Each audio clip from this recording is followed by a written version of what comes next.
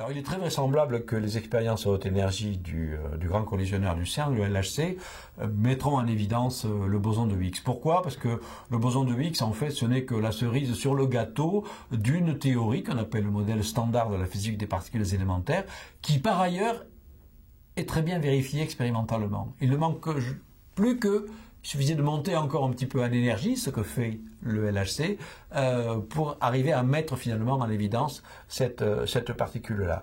Donc c'est vraiment le minimum que l'on puisse attendre des expériences du LHC que de découvrir enfin ce boson de Higgs. Bien. Je dois dire que les physiciens théoriciens qui travaillent au CERN espèrent davantage que cela.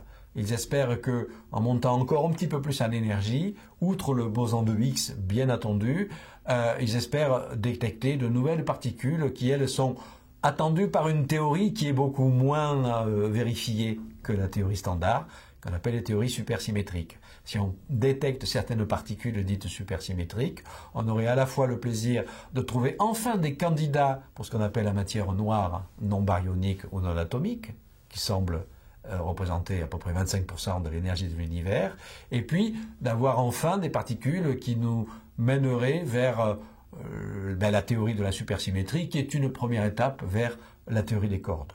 Et comme j'ai dit à un autre moment que je ne crois pas beaucoup, en fait, personnellement, au futur de la théorie des cordes, je crains que les physiciens du CERN soient déçus, c'est-à-dire qu'ils ne découvrent pas ces particules supersymétriques.